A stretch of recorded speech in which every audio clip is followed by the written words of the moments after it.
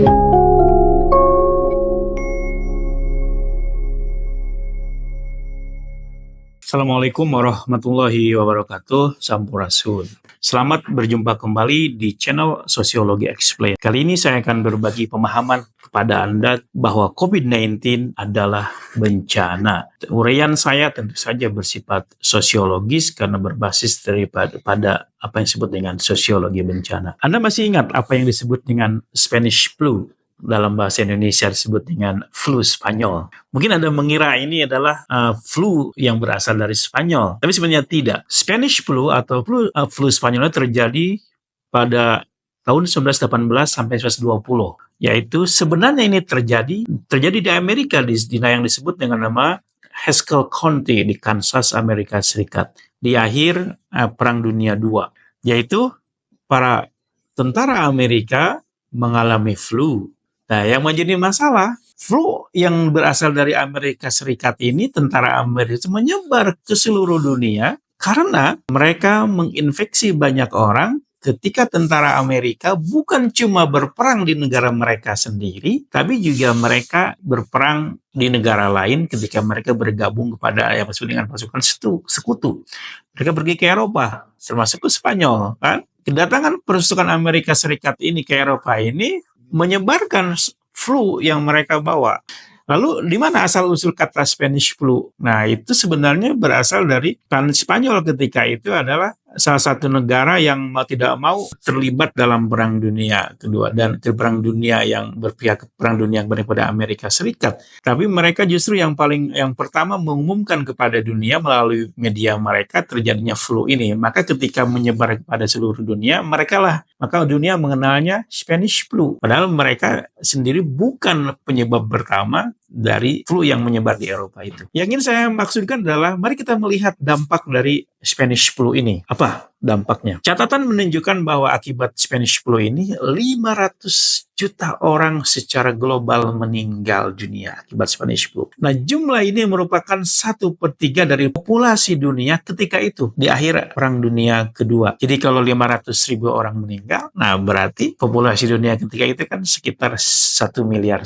Nah, jadi sekitar 500 juta orang terinfeksi flu, Spanish flu. Yang meninggalnya sekitar antara 50 sampai 100 juta orang. Jadi yang terinfeksi 500 juta orang secara global, yang meninggal antara 50 sampai 100 juta orang. Ini angka, jangan bayangkan seperti sekarang ini angka yang pada zaman awal abad 20 dan sangat besar, menginfeksi 1/3 penduduk dunia. Secara demografis, data menunjukkan yang terkena Spanish flu ini justru adalah kelompok-kelompok yang usia produktif, orang muda antara umur 20 sampai 40 di samping anak-anak. Apa yang ingin saya sampaikan dengan data ini adalah bahwa pandemik seperti Spanish flu itu merupakan bencana. Uraian saya hari ini tentang bencana pandemik sebagai bencana berasal dari tulisan Hardy Alizadeh di kawan-kawan yang terbit pada jurnal yang disebut dengan Natural Hazard. Selanjutnya, saya ingin menjelaskan kepada Anda di mana letaknya bahwa pandemik seperti Spanish flu dan COVID-19 itu disebut sebagai bencana. Saya ingin menjelaskan kepada Anda ada 7 area yang terinfeksi, terpengaruh oleh bencana, oleh pandemi COVID-19, yang dari situ kita bisa mengatakan bahwa pandemi COVID-19 merupakan bencana global. Yang pertama, yang terpengaruh oleh pandemi COVID-19 dan juga dulu di masa lalu, yaitu Spanish flu, yaitu jelas yang pertama adalah aspek kesehatan. Aspek sosial, masyarakat menjadi rentan, pendidikan terpengaruh juga, sosial kapital terpengaruh juga, hubungan sosial terpengaruh juga, mobilitas kita tidak bisa bergerak sembarangan, mau kemana-mana dibatasi, dan tentu saja yang terakhir adalah social welfare atau kesejahteraan sosial masyarakat menjadi terganggu. Mari kita lebih detail lagi, di mana letak kita bisa mengatakan bahwa pandemi COVID-19 adalah bencana. Pertama, pandemi COVID-19 menyebabkan krisis kesehatan global. Nah, mari kita lihat data orang yang terinfeksi dan meninggal karena COVID-19. Data pada bulan November 2004, mungkin sekarang lebih meningkat lagi, WHO World Health Organization melaporkan bahwa secara global sebanyak 770 juta orang terkonfirmasi terkena infeksi COVID-19.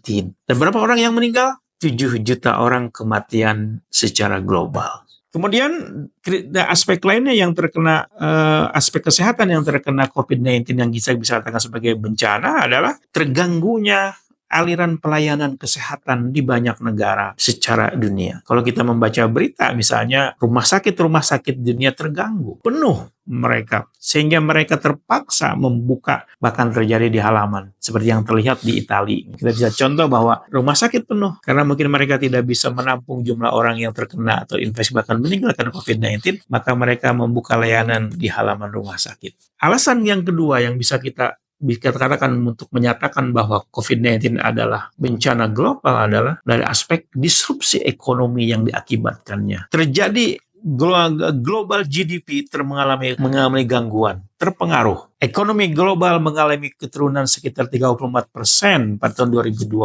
Itu laporan menurut International Monetary Fund. Dan ini adalah menandakan penurunan global ekonomi yang paling tinggi dalam beberapa dekade terakhir ini. Orang banyak kehilangan pekerjaan.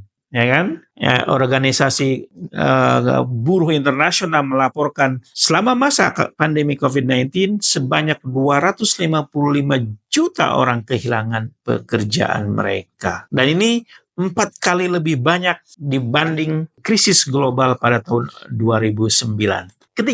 Alasan yang ketiga kita bisa katakan bahwa COVID-19 adalah bencana global adalah dampak yang diakibatkan oleh COVID-19 ini pada aspek sosial dan psikologis banyak orang. Nah, dampaknya terletak pada apa? Pada kesehatan mental. Studi tahun 2021 yang diterbitkan oleh jurnal The Lancet mengestimasikan bahwa sekitar 25% orang di dunia mengalami depresi dan kecemasan yang luar biasa. Pada angka ini banyak dialami oleh orang-orang muda dan perempuan, anak-anak dan perempuan. Juga pada aspek pendidikan, kita mengalami, Anda yang pelajar mengalami harus sekolah dari rumah, Anda yang mahasiswa harus kuliah online dari rumah, dosen juga sama. Nah, secara global UNESCO melaporkan bahwa ketika pada masa pandemi COVID-19, sekitar 1,6 miliar siswa di seluruh dunia harus sekolah jarak jauh.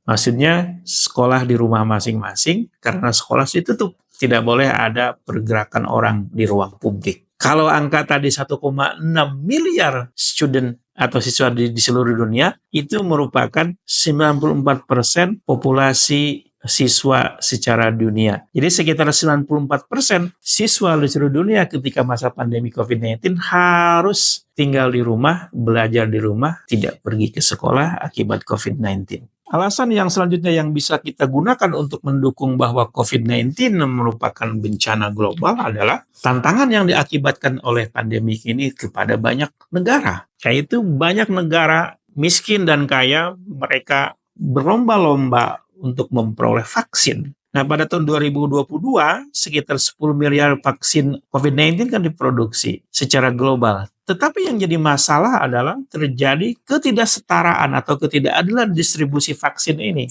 Sebagian besar vaksin ini diproduksi dan dimiliki dan dikuasai oleh negara-negara kaya. Sementara kebanyakan negara lain, mungkin negara berkembang dan miskin, mereka justru berjuang untuk mendapatkan vaksin ini. Dan inilah yang menyebabkan mengapa kematian di negara-negara yang miskin atau berkembang lebih banyak daripada negara-negara yang kaya. Karena ketidakmampuan pemerintahnya menyediakan vaksin yang cukup bagi orang marganya yang terinfeksi COVID-19. Secara politik juga COVID-19 menyebabkan ketidakstabilan politik. Dan negara misalnya yang terkena infeksi COVID-19 yang tinggi menimbulkan ketidakstabilan politik karena pemerintah harus melakukan pembatasan kegiatan masyarakat, maka masyarakat mengalami ketidakpuasan, ekonomi mereka terganggu, tapi mereka dilarang pergi keluar. Nah, maka ini ketidakpuasan ini diekspresikan dalam bentuk demonstrasi, protes, dan sebagainya yang mengakibatkan mungkin legitimasi pemerintah yang berkuasa menjadi turun di mata masyarakat. Apalagi kalau masyarakat itu tidak mampu juga menyediakan vaksin yang dibutuhkan oleh masyarakat. Kesehatan terganggu, ekonomi terganggu, maka berdampak kepada instabilitas politik. Selanjutnya, alasan lain yang bisa kita katakan untuk mendukung bahwa COVID-19 adalah global pandemic adalah dari aspek lingkungan. Terjadi peningkatan jumlah sampah secara global. Nah, yang menarik bukan sampah biasa ketika pada masa pandemik, itu sampah medis. Berapa peningkatannya? Oke, WHO melaporkan pada tahun 2022 bahwa terjadi peningkatan sampah medis sebanyak 40%. Mengapa ini terjadi? Kita tahu tadi saya sebutkan jutaan orang terinfeksi, 500 juta orang terinfeksi, 7 orang meninggal, maka okupansi rumah sakit dan klinik menjadi meningkat. Maka otomatis ketika banyak orang datang ke rumah sakit, entah untuk berobat dan sebagainya, maka menimbulkan penggunaan alat-alat medis yang meningkat. Dan pada saat yang sama berdampak kepada menumpuknya pula sampah-sampah medis, berjumlah sekitar 40%. Nah, ini menjadi persoalan tersendiri, sampah medis ini, karena tidak bisa dibuang sembarangan, mesti diolah dan ditangani secara khusus. Dan tentu ini adalah menimbulkan persoalan baru, tantangan bagi banyak negara. Tapi juga ada nilai positifnya ketika terjadi pandemi COVID-19. Banyak negara mengalami lebih bersih udaranya. Nah, mungkin Anda masih ingat berita pada tahun 2022 atau 2003 ketika Jakarta ketika itu menjadi biru langitnya. Sesuatu yang tidak pernah terjadi. Sekarang kalau kita lihat Jakarta, Anda memasuki daerah Jakarta warnanya abu-abu kelabu. Nah, ketika COVID-19 Jakarta pernah biru. Mengapa? Karena ketika itu pabrik-pabrik berhenti beroperasi, orang-orang dirumahkan, dan orang-orang juga tidak pergi keluar menggunakan kendaraan pribadinya. Jakarta yang selama ini tiap hari saja banyak jutaan orang datang, mobilnya jutaan, maka menimbulkan polusi udara. Nah, ketika COVID-19, mereka di rumah semua. Dampak positifnya, udara Jakarta menjadi bersih. Tapi sekarang kembali lagi menjadi kelabu lagi. Alasan selanjutnya adalah terjadi perubahan pada pola kerja orang. Kalau tadi saya katakan ada dari segi pendidikan 94% siswa di dunia mereka harus belajar di rumah. Nah, sekarang bagi para pekerja, angka menunjukkan bahwa 20-25% data global, para pekerja global mereka harus bekerja dari jauh. Bekerja dari rumah, tidak pergi ke kantor dan sebagainya, mereka terpaksa harus bekerja dari rumah. Dan saya sendiri sebagai dosen merasakan itu. Anda belajar di rumah dan kami bekerja dari rumah. Nah, secara ekonomi juga akibat global pandemik seperti ini, World Bank melaporkan bahwa World Bank harus mengeluarkan uang lebih banyak tuh untuk negara-negara berkembang supaya mereka bisa bertahan pada masa pandemi COVID-19. Maka kita bisa melihat krisis ekonomi terjadi di banyak negara yang kolaps ekonominya, maka World Bank harus membantunya supaya mereka bisa bertahan di masa pandemi, khususnya yang digunakan untuk membeli dan mendistribusikan vaksin. Apa yang ingin saya katakan kepada Anda dari uraian saya ini? Yang pertama, dari data-data yang saya sebutkan tadi kepada Anda, bahwa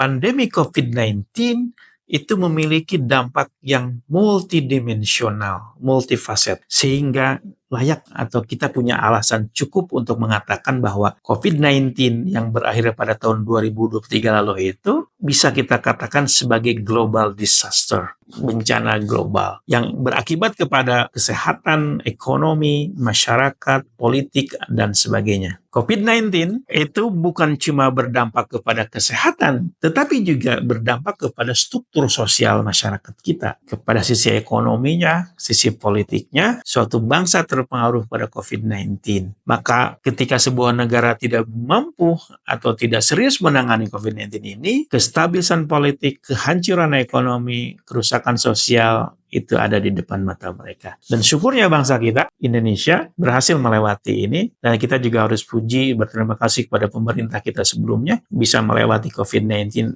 dengan baik. Apa yang bisa kita pelajari dari penjelasan saya ini? Disinilah pentingnya kita meningkatkan social resilience, daya tahan masyarakat kita. Kita harus menciptakan mitigasi-mitigasi supaya kita bersiap diri ketika di masa depan kita menghadapi bencana pandemik yang serupa. Nah, disinilah poin pentingnya banyak orang yang berwenang, pihak berwenang itu pemerintah, mampu mempersiapkan diri. Karena para ahli akan memprediksi bahwa yang namanya pandemi kita akan terjadi secara terulang. Kalau kita tadi melihat Spanish flu terjadi pada awal abad 20, maka kurang lebih sama 100 tahun kemudian COVID-19 juga terjadi. Mungkin saja 50 atau 100 tahun ke depan akan terjadi pandemi global yang serupa. Nah, mestinya ini menjadi pelajaran bagi banyak pihak, khususnya pemerintah, bagaimana kita mempersiapkan diri menghadapi pandemi global seperti ini, yang itu adalah bencana. Saya kira itu mudah-mudahan bermanfaat.